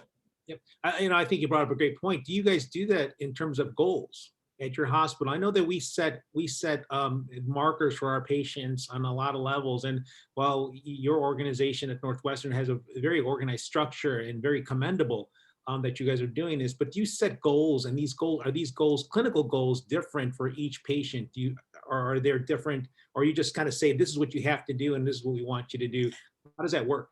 No, so that's a great point. And that's one of the luxuries we have in inpatient rehab, is that we get that time to evaluate patients within their larger social context, their larger physical health context, and determine what are appropriate goals for them based on what they feel that they want to improve on. At the end game in any inpatient setting is to try and improve someone's independence and try to get them home, try to get them doing as many things in their lives by themselves, or there's minimal level of assistance as possible. And so that's different for every patient that comes in. And I think that sort of goal-directed approach is challenging to scale up, and requires a lot of hands on board. And then I guess one more other comment, and just give me an idea of how this looks, in the sense of, there's a lot of people in play here. I mean, I'm assuming that you guys have physical therapists, occupational therapists, obviously nutritionists, and all these people in play. Who am I missing? Because I can tell you that your multidisciplinary team, much like all the other talks, that's an important topic. Right. Your case, can you comment a little bit about that? So as a rule, anybody for inpatient rehabilitation will be seeing a physician every day, who's a rehab medicine trained, but then they'll also get a combination of physical therapy, occupational therapy, and speech therapy if they need it. So that's not always included. But in our hospital, they also have access to psychiatry and neuropsychology, which I think, as has clearly been a theme already in the morning's talks, I think what role those disciplines could play on a more regular basis is important. And the thing that we actually don't do that well in rehab is including nutritional specialists on a regular basis for patients who are at risk. I think we have that resource available, but that's a payer limited issue. We don't necessarily have the same amount of funds to develop that part of our program. And that's a thing that I'm struggling with now. So Dr. Rowland mentions, in the US, what data do we need to promote insurance coverage for inpatient rehab for patients with cancer? Great question, because I think it's been obviously a theme that we're seeing at across the seas, that the medical care is free. But what do we have to do here? So the truth is, we need real benchmark trials that demonstrate that these multidisciplinary interventions on the inpatient side work in a controlled setting. And that has been the hardest thing to do, because as rehabilitation physicians are seeing these patients well down the pipeline. So they've already gone through this pseudo selection process with their primary oncology teams or inpatient teams. They're the ones who've decided that a consultation from a rehabilitation physician is needed. So we have to catch cohorts before that happens, and then say, well, those patients who got this complex rehab intervention versus those patients who, let's say, went to a nursing home, see some benefit. And that's the evidence that we're lacking right now. And that's why I'm trying to move further and further behind in terms of collaborations that I'm doing at Northwestern. But obviously this has to happen at multiple different sites. So what diet can be taken into consideration during rehabilitation? Go ahead. You broke up there. I couldn't quite hear you. What diet can be taken into consideration during rehabilitation?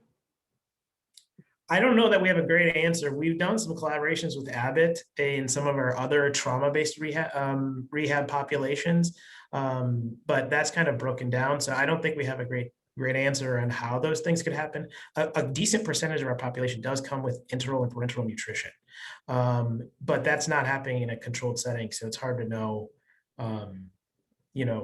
what the influence of that in particular is. Absolutely.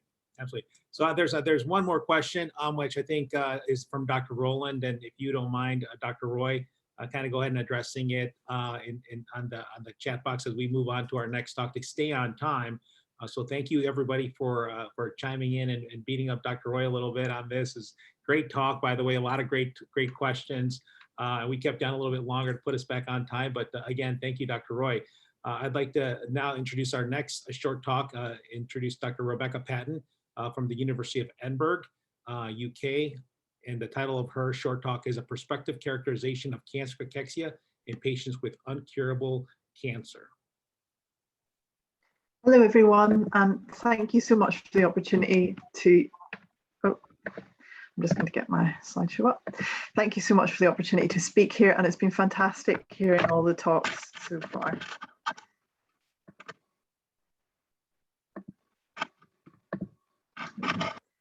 So it's my pleasure to present to you a perspective characterization of cancer cachexia in patients with incurable cancer. I'm Rebecca. I'm a doctoral research fellow at the University of Edinburgh, a previous research fellow at St Columba's Hospice in Edinburgh, and a junior doctor in the hospitals of Glasgow, Scotland. I have no disclosures. I'd like to thank my study team and also my supervisors, Mr. Richard Skipworth, Professor Mary Fallon, and Dr. Barry Laird. In every field, there are knowns and unknowns, and the field of cancer cachexia is no different, and the unknowns are often what make it an incredibly compelling and sometimes frustrating area of study. And to me, this is no more evident than when I started my MD and began with a systematic review into circulating cytokines in people with cancer cachexia. We found in the 17 papers that we selected that we couldn't do a meta-analysis of the results because there was no consensus on the definition of cachexia.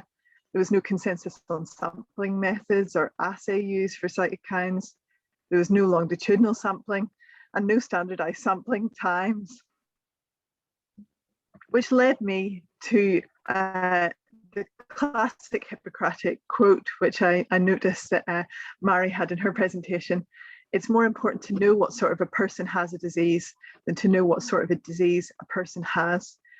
This led me to reflect on the urgent need to understand the type of patient that has this syndrome of clinical cachexia, rather than identifying a pathological process and who has it. So where can we find information about cancer cachexia? Biobank research with data available internationally has been fantastic in giving us information about diseases. And recently, data from the UK Biobank has given us information about COVID. That it demonstrated that there was persistence of antibody levels after infection, which might be indicative of long-term protection. It also recently gave us information that wearing glasses may really mean you're smarter, which is always good news for a glasses wearer like myself. It's obvious that these biobanks are invaluable in the study of disease on a population level, but they were never set up to give us information about cancer, and specifically the in-depth information that we might need to study this syndrome of cancer cachexia. So this leads me to an analogy involving giraffes, so stay with me. Recently on the left side here, we have a newspaper headline from the Edinburgh Evening News saying that the giraffes have returned to Edinburgh Zoo for the first time in over 15 years. And that's a fantastic opportunity for the people of Edinburgh to study giraffes in an artificial environment. But if we really, really want to know about giraffes, if we really want to find out how they live and their daily lives, we'd have to get a bus from Edinburgh to the plains of Africa where they live. And the same is true for cancer and cancer cachexia. It needs to be studied in its own environment or its own ecosystem per se.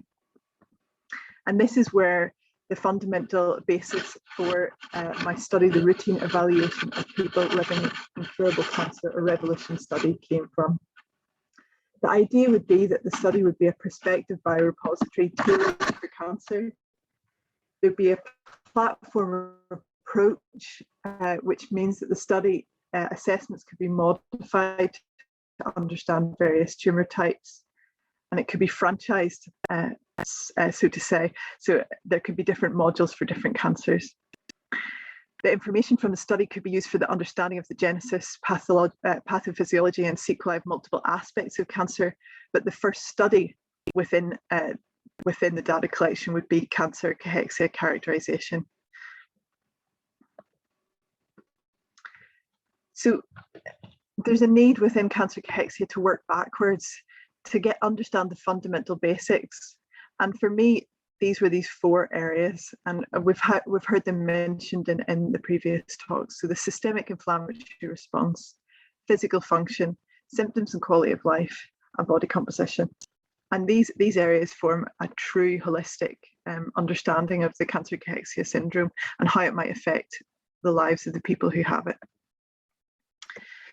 The criteria for inclusion in the study was intentionally broad. It involved patients with incurable cancer, and there's our definition. And that meant that as many people with incurable cancer could contribute towards the data collection as possible. So which assessments did we use? To reflect symptoms and quality of life, we picked 3 key questionnaires.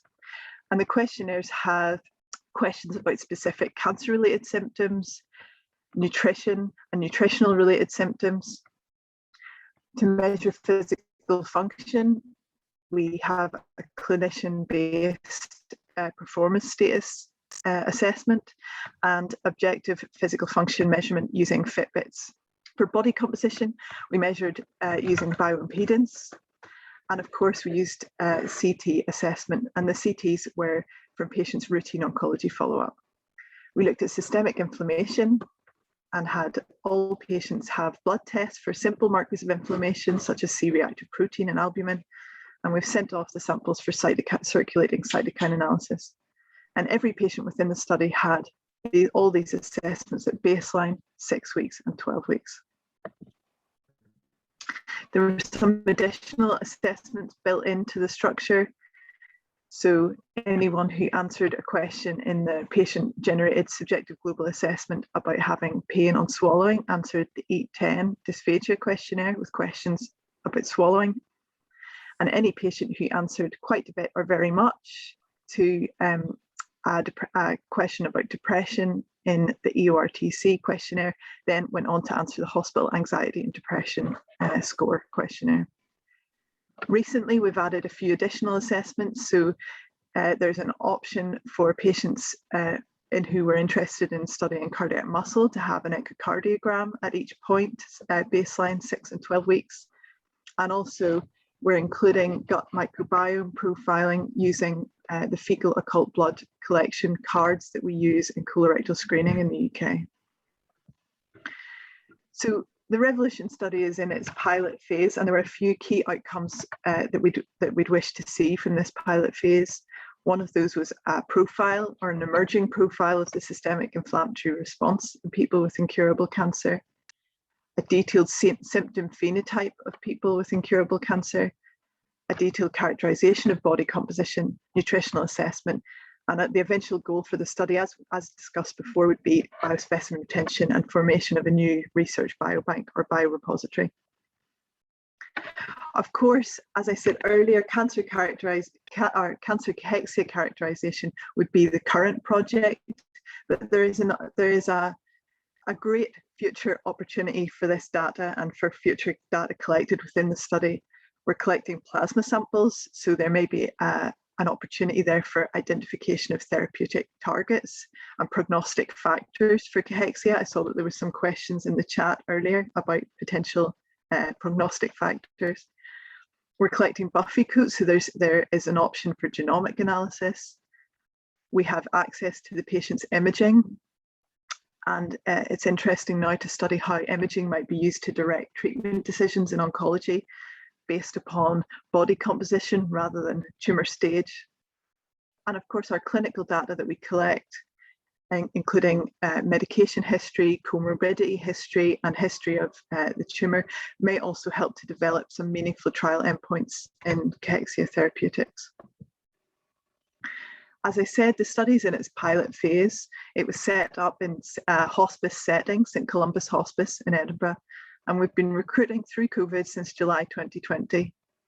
We've now opened one of our franchises, as it were, in the Western General Hospital in Edinburgh within the lung oncology team, and are now capturing patients at perhaps an earlier stage in their disease.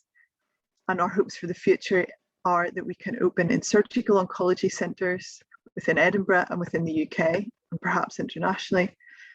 And of course, there is this idea of the Revolution model. So the model of our study as a characterization study being applied in other settings.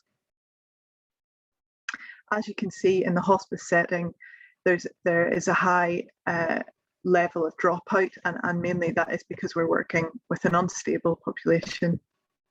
As I've said, some of our challenges have been an unstable population. Of course, the same challenges that I imagine everyone has had with difficulty in follow-up with COVID, not being able to have outpatient appointments, redeployment of our research staff and volunteers, and some interesting challenges that perhaps we hadn't considered before beginning the study was the artificial environment of the hospice. Many people are eating more perhaps than they would have been at home. And also we're studying inherently, because we've opened in a hospice setting, we are studying people with refractory cachexia. And that's the group who have perhaps you've come out of the cachexia stage and you're now at a point where the nutritional interventions or other interventions may not be useful. So hopefully our opening in other franchises, as it were, earlier in the disease course will give us more information.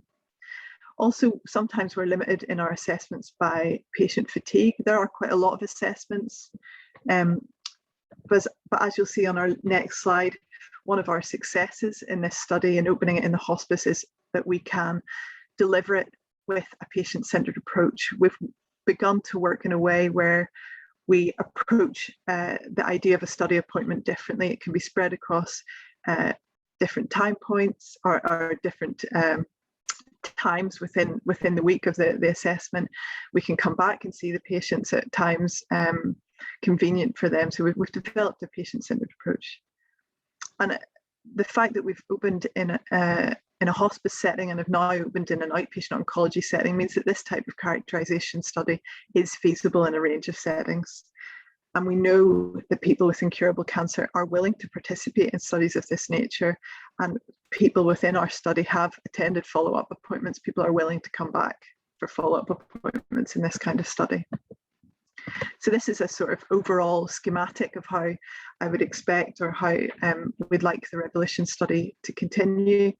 As I said, we're in our pilot phase and are entering the expansion phase. So we've opened in an outpatient oncology setting, hopefully aiming to open in a surgical oncology inpatient and outpatient setting. And then we'd aim to use our data to source some national and international funding to upscale. So here is our information about the study and contacts if anyone would like to contact us. Thank you very much for giving me the opportunity to speak.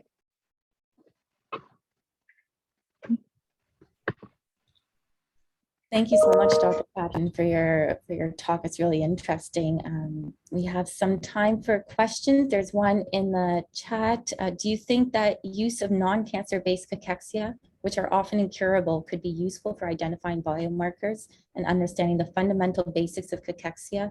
Do you think it would be useful to include these other types of cachexia patients in these types of biobanks and characterization studies? Certainly. I mean, a lot of the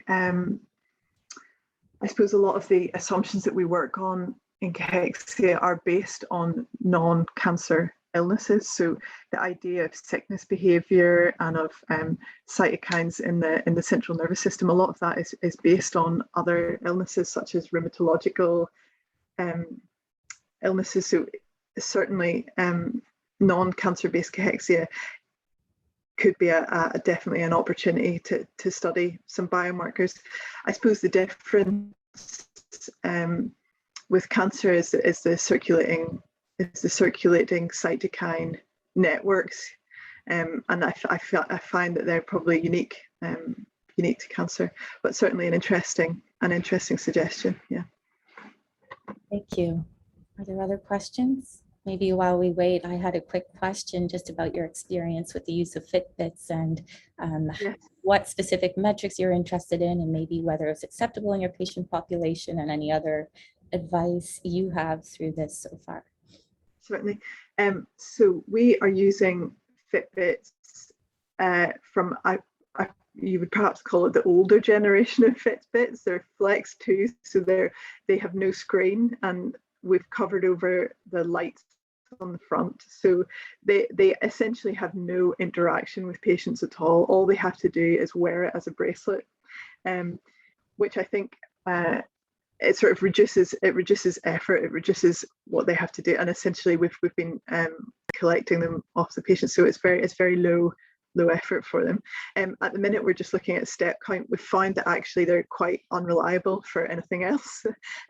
So metrics such as sleep and food intake, they're quite unreliable. But objective step count is what we've been using, and they've been accepted very well, generally very well accepted amongst our patients. Yeah. Thank you. And maybe just a few seconds for the last question here. And if you wanted to address the rest of it in the chat.